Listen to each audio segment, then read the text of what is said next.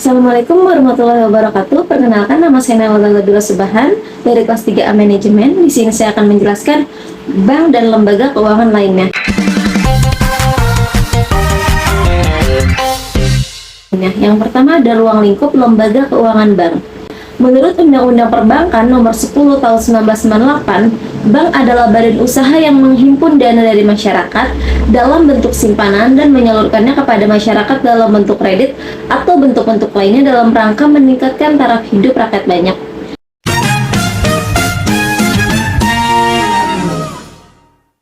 Adapun jenis-jenis bank bisa dilihat dari fungsinya. Menurut Undang-Undang Nomor 10 Tahun 1998, terdapat bank umum dan bank pengkreditan rakyat. Bank umum sendiri ini bank yang melaksanakan kegiatannya secara konvensional dan prinsip syariah, atau yang dalam kegiatannya memberikan jasa dalam lalu lintas pembayarannya. Sedangkan bank pengkreditan rakyat tidak memberikan jasa dalam lalu lintas pembayarannya. Lalu dilihat dari segi kepemilikan. Ini ada bank milik pemerintah, contohnya seperti Bank BNI, BRI, BTN, dan Bank Mandiri. Lalu bank milik swasta nasional ada seperti Bank Sinarmas dan Bank Mega. Lalu ada bank milik koperasi, contohnya seperti Bank Umum Koperasi Indonesia. Lalu ada bank asing, contohnya seperti Citibank dan Standard Chartered Bank. Lalu bank milik campuran seperti OCBC NISP atau CMBC Niaga. Nah, lalu dilihat dari segi status, ada bank devisa dan bank non-devisa. Bank devisa ini melaksanakan transfer ke luar negeri atau yang berhubungan dengan mata uang asing secara keseluruhan. Misalnya transfer ke LN atau LC. Lalu jika bank non-devisa ini bank yang belum mendapatkan izin untuk melaksanakan transfer sebagai bank devisa atau bank non-devisa, yang transaksinya dilakukan masih dalam batas-batas negara. Lalu dilihat dari segi menentukan harga, ini ada bank konvensional dan bank syariah. Bank konvensional ini menetapkan bunga sebagai harga, baik untuk simpanan maupun produk pinjaman. Untuk jasa-jasa bank lainnya, bank menggunakan biaya dalam nominal atau persentase tertentu. Lalu bank syariah ini dalam kegiatan menghimpun dana dari masyarakat maupun dalam penyaluran dana kepada masyarakat. Bank syariah menetapkan harga produk yang ditawarkan berdasarkan prinsip jual beli dan bagi hasil.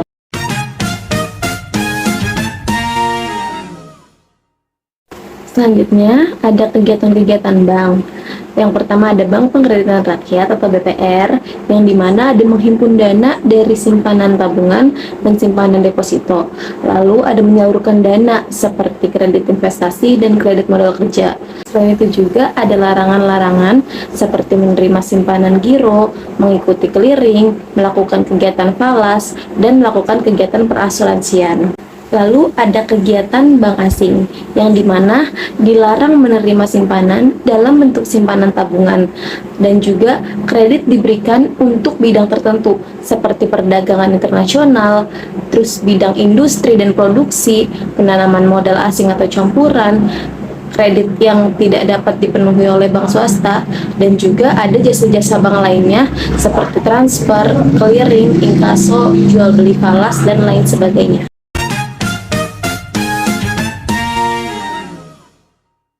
Selanjutnya ini ada penilaian kesehatan bank, yang dimana ada beberapa aspek seperti aspek permodalan. Aspek permodalan ini rasio modal dengan ATMR dan kewajiban penyediaan modal minimum, ketentuan CAR tahun 1998 sebesar 8%. Lalu ada aspek kualitas aset, yang dimana ini adalah rasio antara aktiva produktif yang diklasifikasikan dengan aktiva produktif yang akan terlihat dari neracanya. Lalu ada aspek kualitas manajemen, yang dilihat juga dari pendidikan, pengalaman, dan kualitas manusia dalam bekerja. Lalu ada aspek likuiditas, rasio kewajiban bersih call money terhadap aktiva, yang dimana resiko kredit terhadap dana yang diterima oleh bank.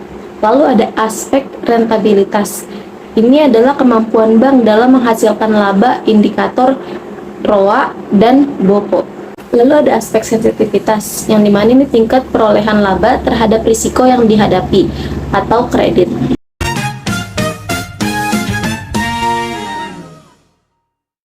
Selanjutnya ada penggabungan usaha bank. Berikut ada alasan-alasan bank melakukan penggabungan, seperti usaha kesehatan bank dan permodalan, manajemen yang semrawut dan kurang profesional, administrasi yang kurang teratur dan masih tradisional dalam menguasai pasar.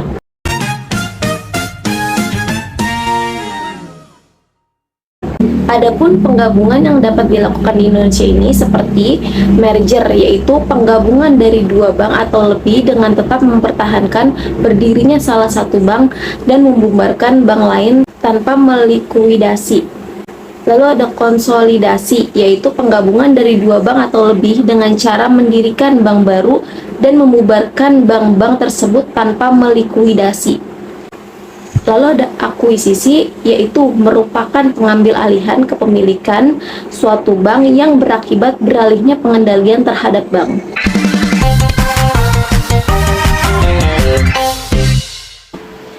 Lalu yang kedua ada perkembangan dan jenis bank.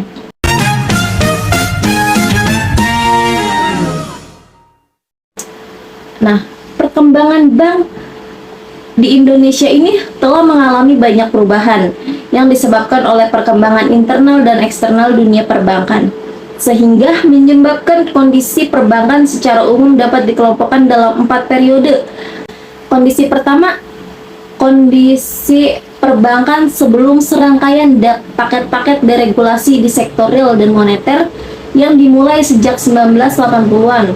Yang kedua ada kondisi perbankan setelah munculnya deregulasi sampai dengan masa sebelum terjadinya krisis ekonomi pada akhir 1990-an. Lalu yang ketiga ada kondisi perbankan pada masa krisis ekonomi sejak akhir 1990-an. Yang keempat ada kondisi perbankan pada saat sekarang ini.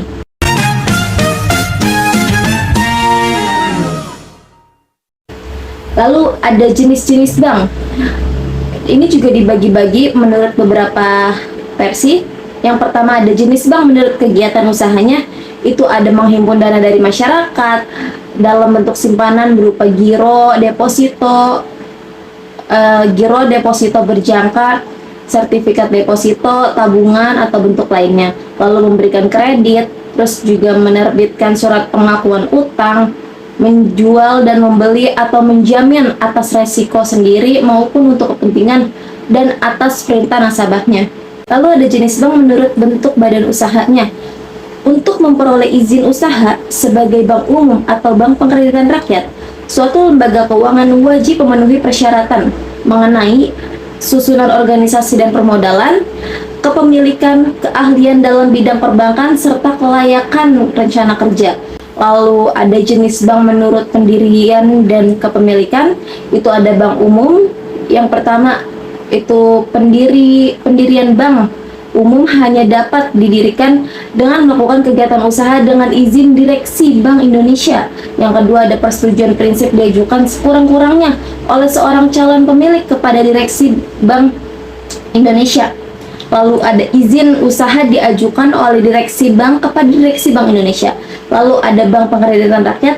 BPR ini hanya dapat didirikan dan dimiliki oleh warga negara Indonesia, Badan Hukum Indonesia yang seluruh pemiliknya warga negara Indonesia, pemerintah daerah, atau dapat dimiliki bersama di antara ketiganya. Lalu yang keempat ada jenis bank menurut target pasar. Itu ada retail bank, corporate bank, dan retail corporate bank. Retail bank ini adalah jenis bank yang memfokuskan pelayanan dan transaksi kepada nasabah-nasabah retail. Nah, retail sendiri ini nasabah-nasabah individual ataupun perusahaan atau juga bisa lembaga lain yang skalanya kecil. Lalu ada corporate bank.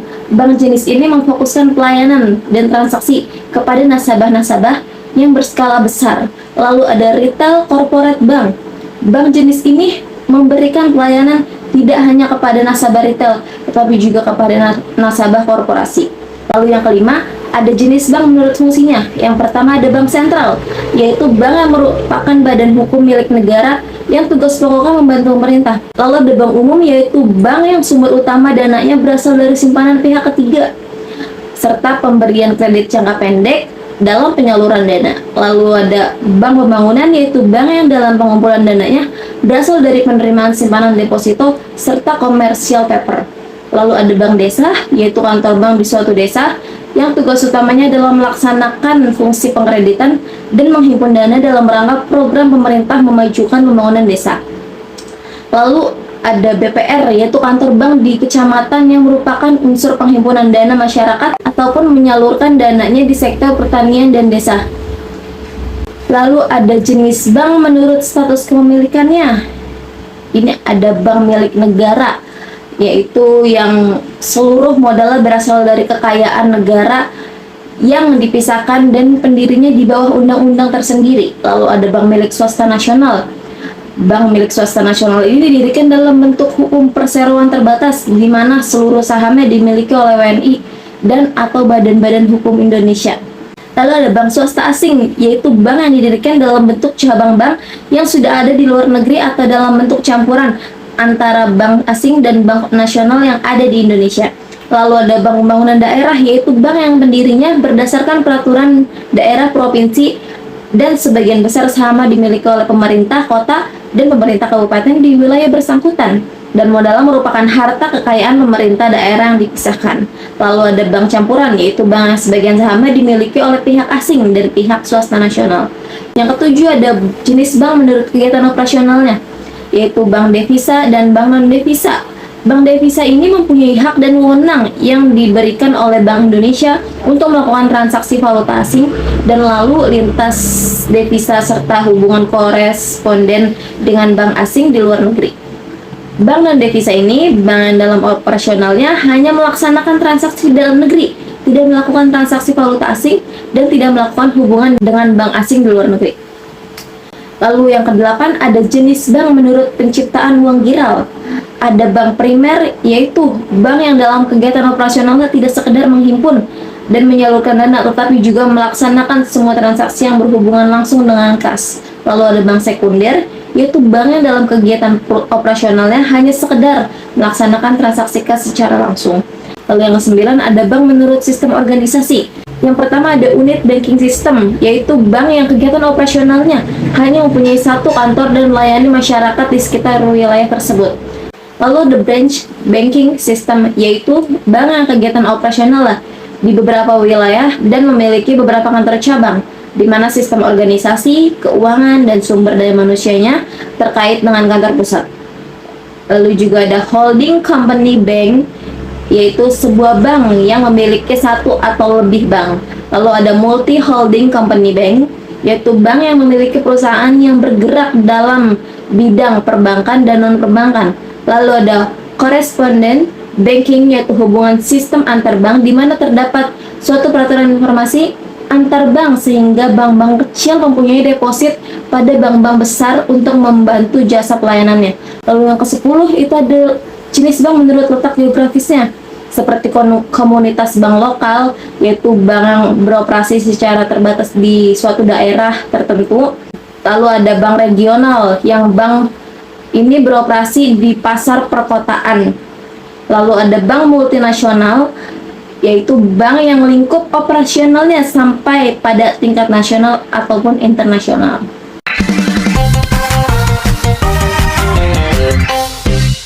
Lalu yang ketiga ada kesehatan dan rahasia bank.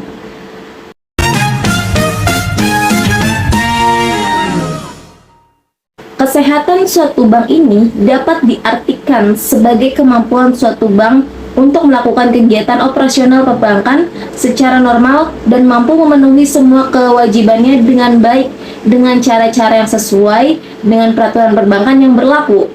Tingkat kesehatan bank juga merupakan hasil penilaian kualitatif atas beberapa aspek yang berpengaruh terhadap kondisi atau kinerja suatu bank melalui penilaian faktor permodalan, kualitas aset, manajemen, rentabilitas, likuiditas, dan sensitivitas terhadap risiko aset.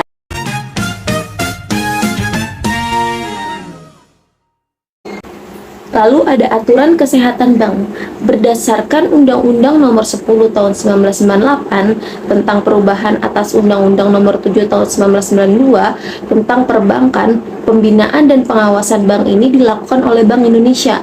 Maka dari itu ditetapkanlah ada beberapa hal, yaitu bank wajib memelihara tingkat kesehatan bank sesuai dengan ketentuan kecukupan modal, kualitas aset, kualitas manajemen dan likuiditasi, serta rentabilitas, lalu solvabilitas dan aspek lainnya yang berhubungan dengan usaha bank dan kewajiban melakukan kegiatan usaha sesuai dengan prinsip kehati-hatian. Lalu dalam memberikan kredit atau pembiayaan terhadap prinsip syariah dan melakukan kegiatan usaha lainnya, bank wajib menempuh cara-cara yang tidak merugikan bank dan kepentingan nasabah yang mempercayakan dananya kepada bank. Lalu bank wajib menyampaikan kepada Bank Indonesia segala keterangan dan penjelasan mengenai usahanya menurut tata cara yang ditetapkan oleh Bank Indonesia. Lalu bank atas permintaan Bank Indonesia wajib memberikan kesempatan bagi pemeriksaan buku-buku dan berkas-berkas yang ada padanya, serta wajib memberikan bantuan yang diperlukan dalam rangka memperoleh kebenaran dari segala keterangan, dokumen, dan penjelasan yang dilaporkan oleh bank yang bersangkutan.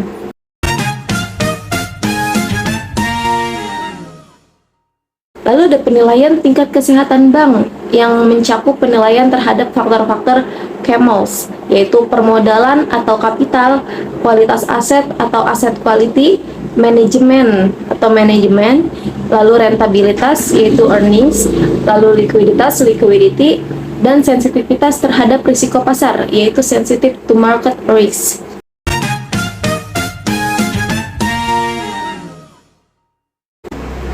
Lalu ada pelanggaran atas kesehatan bank. Dalam Undang-Undang Nomor 10 Tahun 1998 tentang perubahan atas Undang-Undang Nomor 7 Tahun 1992 tentang perbankan, dalam hal suatu bank mengalami kesulitan membahayakan kelangsungan usahanya, maka Bank Indonesia dapat melakukan tindakan seperti pemegang saham menambah modal, pemegang saham mengganti dewan komisaris dan atau direksi bank, lalu bank menghapus bukukan kredit atau pembiayaan berdasarkan pada prinsip syariah yang macet dan memperhitungkan kerugian bank dengan modalnya. Lalu bank melakukan merger atau konsolidasi dengan bank lainnya.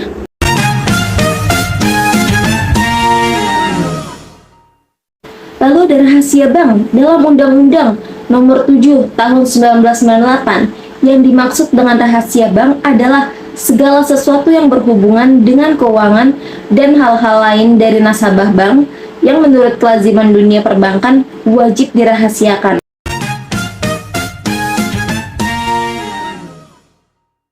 Selanjutnya ada rahasia bank. Secara lebih terperinci, Undang-Undang Nomor 7 Tahun 1992 dan Undang-Undang Nomor 10 Tahun 1998 yang mengatur rahasia bank ada sebagai berikut. Rahasia bank adalah segala sesuatu yang berhubungan dengan keterangan mengenai nasabah, penyimpan, dan simpanannya. Lalu bank wajib merahasiakan keterangan mengenai nasabah, penyimpan, dan simpanannya. Lalu ketentuan tersebut berlaku pula bagi pihak terafiliasi. Pihak terafiliasi ini adalah seperti anggota dewan komisaris, pengawas, direksi atau kuasanya, lalu pejabat atau karyawan bank, ataupun bisa juga dari keluarga pihak yang terafiliasi.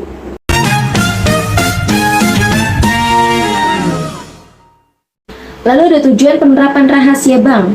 Data nasabah yang berada di bank, baik data keuangan maupun non-keuangan, seringkali merupakan suatu data yang tidak ingin diketahui oleh orang lain atau pihak lain.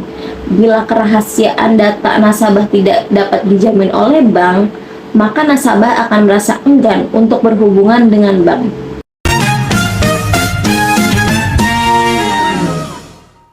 Nah, lalu ada pengecualian terhadap rahasia bank. Itu ada seperti untuk kepentingan perpajakan, kepentingan peradilan dalam perkara pidana, terus juga perkara perdata antar bank dengan nasabahnya.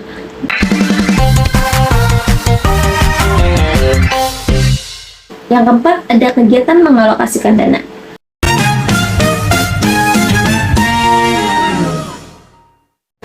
Pengalokasian dana ini kegiatan penyaluran kembali dana yang dihimpun dari masyarakat kepada masyarakat yang membutuhkan.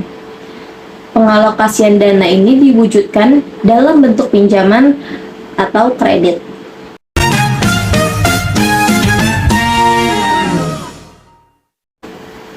Kredit sendiri menurut Undang-Undang Perbankan Nomor 10 Tahun 1998 merupakan penyediaan uang atau tagihan yang dapat dipersamakan dengan itu berdasarkan persetujuan atau kesepakatan pinjam-meminjam antara bank dengan pihak lain yang mewajibkan pihak peminjam melunasi utangnya setelah jangka waktu tertentu dengan memberinya bunga.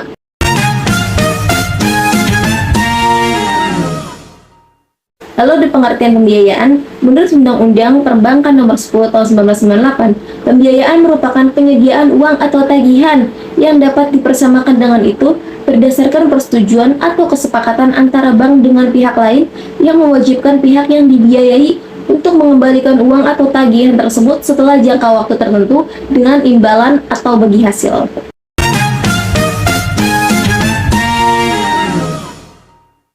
Lalu ada unsur-unsur kredit seperti kepercayaan, kesepakatan, jangka waktu, risiko, dan balas jasa.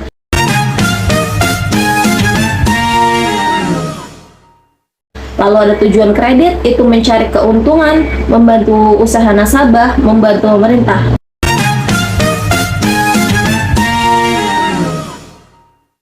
Lalu ada fungsi kredit, ini untuk meningkatkan daya guna uang dan barang, juga sebagai alat untuk stabilitas ekonomi, dan untuk meningkatkan peredaran dan lalu lintas uang, serta untuk meningkatkan pemerataan pendapatan.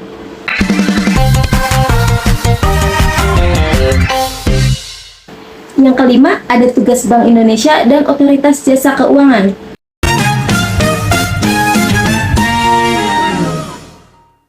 Yang pertama ada tugas Bank Indonesia. Tugas-tugas Bank Indonesia sebagai bank to bank adalah mengatur, mengkoordinasi, mengawasi, serta memberikan tindakan kepada dunia perbankan.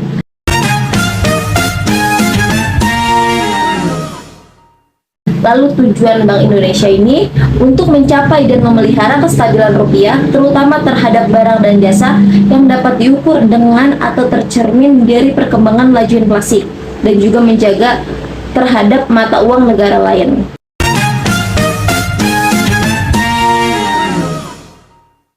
Tugas Bank Indonesia juga menjaga kestabilan nilai rupiah agar dapat tercapai dan terpelihara. Maka dari itu Bank Indonesia menetapkan dan melaksanakan kebijakan moneter serta mengatur dan menjaga kelancaran sistem pembayaran.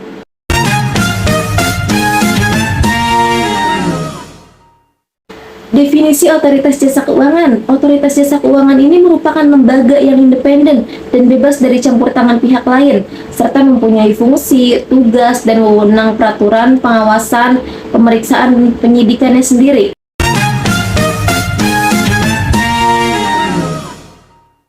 Lalu ada fungsi Otoritas Jasa Keuangan, yang menurut Undang-Undang Nomor 21 Tahun 2011, Otoritas Jasa Keuangan ini berfungsi untuk menyelenggarakan sistem pengaturan dan pengawasan yang terintegrasi terhadap keseluruhan kegiatan di dalam sektor jasa keuangan.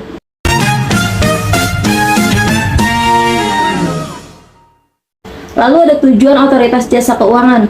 Otoritas Jasa Keuangan ini dibentuk dengan tujuan agar keseluruhan kegiatan di dalam sektor jasa keuangan dapat terselenggara dengan secara teratur, adil, transparan, akuntabel, dan mampu mewujudkan sistem keuangan yang tumbuh secara berkelanjutan dan stabil, serta melindungi kepentingan konsumen dan masyarakat.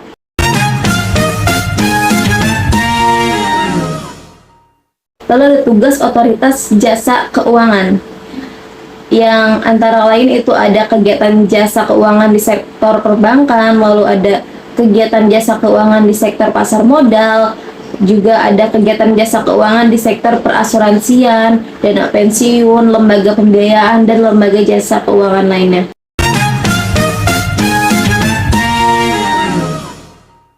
Lalu ada wewenang Otoritas Jasa Keuangan yang mengatur dan mengawasi jasa keuangan di sektor perbankan, seperti mengatur dan mengawasi mengenai kelembagaan bank, kesehatan bank, aspek kehati-hatian bank.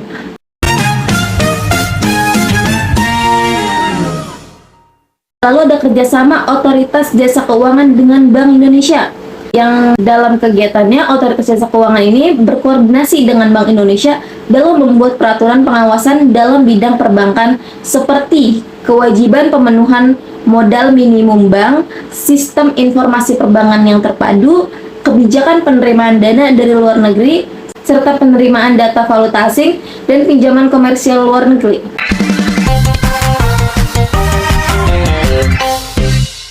Lalu yang keenam ada pasar uang, pasar modal, serta pasar valuta asing.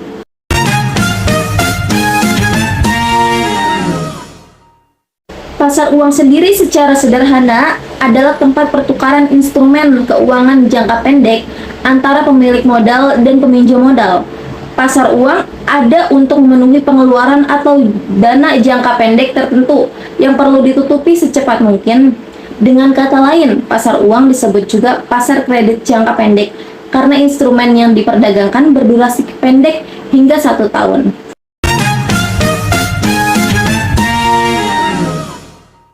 Lalu ada fungsi pasar uang seperti memberi pendanaan, saran investasi, serta menjaga stabilitas perekonomian.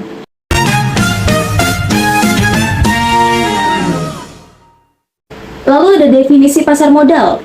Seperti halnya sebuah pasar, istilah pasar modal merujuk pada tempat pertemuan perusahaan emiten yang tengah membutuhkan dana dan para investor yang ingin menanamkan uang mereka.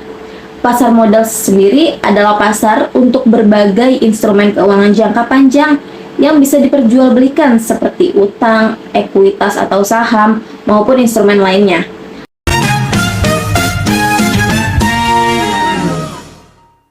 Selanjutnya ada jenis-jenis pasar modal. Hingga saat ini, pasar modal di Indonesia hanya memiliki satu, yaitu Bursa Efek Indonesia, yang telah memiliki beberapa cabang yang tersebar di beberapa kota di wilayah Indonesia. Nah, Bursa Efek Indonesia ini merupakan gabungan dari 2 bursa yang sudah ada, yaitu Bursa Efek Surabaya dan Bursa Efek Jakarta. Sementara itu, beberapa negara di Asia Tenggara lainnya juga memiliki Bursa Efek sendiri, seperti Bursa Efek Malaysia, Bursa Efek Thailand, Bursa Efek Filipina, dan Bursa Efek Kota Ho Chi Minh.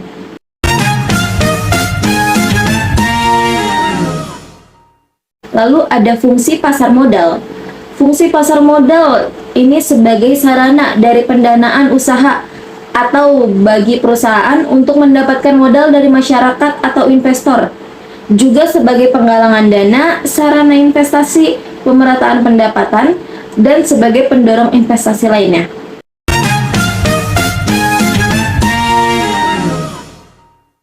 Selanjutnya ada manfaat pasar modal. Yang pertama ada jumlah dana bisa berjumlah besar. Lalu ada dana dapat diterima setelah pasar perdana selesai, yang dimana dana tersebut dapat kamu terima sekaligus pada saat pasar perdana selesai. Lalu tidak adanya perjanjian ini sehingga membuat manajemen dapat lebih bebas dalam mengelola dana atau perusahaan. Lalu ada solvabilitas perusahaan tinggi. Manfaat pasar modal yang lainnya adalah solvabilitas perusahaan tinggi sehingga memperbaiki citra perusahaan.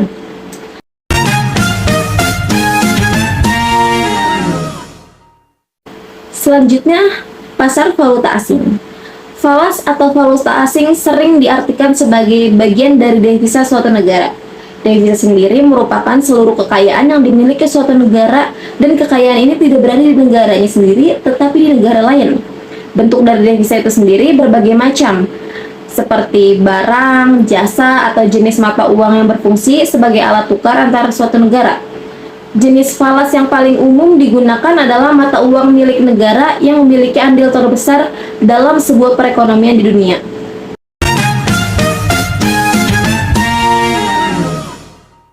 Lalu ada fungsi pasar valuta asing terhadap perdagangan antar negara. Ini sebagai alat tukar internasional, sebagai alat pembayaran internasional, sebagai sarana pengendalian nilai tukar, sebagai alat untuk memperlancar perdagangan internasional.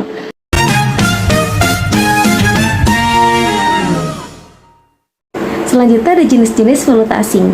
Berdasarkan jenisnya, ada valuta asing fisik, Yang dimaksud di sini adalah alat ini dimaknai sebagai uang asing berdasarkan pengertian yang sebenarnya.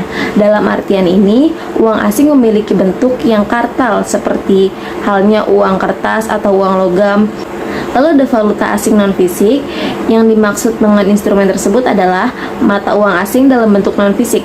Uang tidak akan berbentuk kartal seperti giro, cek, dan wesel.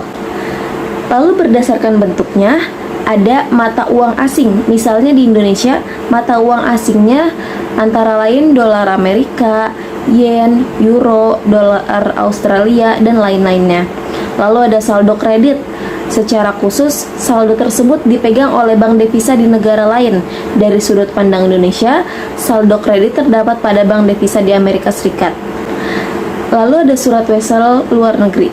Surat wesel biasanya tidak terlepas dari kegiatan jual beli maupun ekspor impor dengan negara luar. Surat wesel luar negeri dapat dilihat ketika suatu negara melakukan kegiatan ekspor impor, misalnya ditinjau dari negara Indonesia. Seseorang yang melakukan ekspor ke negara lain dan menarik wesel dari negara yang mengimpor barang dari negara Indonesia. Lalu ada hak penerimaan pembayaran. Yang dimaksud di sini adalah hak penerima pembayaran ini sendiri berasal dari penduduk yang menduduki suatu negara. Dalam hal ini, bentuk hak untuk menerima pembayaran mempunyai bentuk yang beragam tingkat likuiditas yang tinggi. Kesimpulannya, mungkin bagi orang awam, bank secara umum ini diartikan hanya sebagai tempat menyimpan dan meminjam uang saja. Tetapi kenyataannya, tugas dan jenis bank ini beragam. Dan mungkin hanya bank, lembaga keuangan yang familiar bagi sebagian orang. Tapi pada kenyataannya, lembaga keuangan ini tidak hanya ada bank. Ada seperti yang sudah dijelaskan dalam video, selain terdapat jenis-jenis bank dan tugas bank, terdapat juga lembaga keuangan lainnya seperti pasar uang, pasar modal, dan pasar valuta asing. Nah, dengan memahami peran dan fungsi dari bank dan lembaga keuangan lainnya ini sangatlah penting dalam manajemen keuangan dan investasi kita. Terima kasih.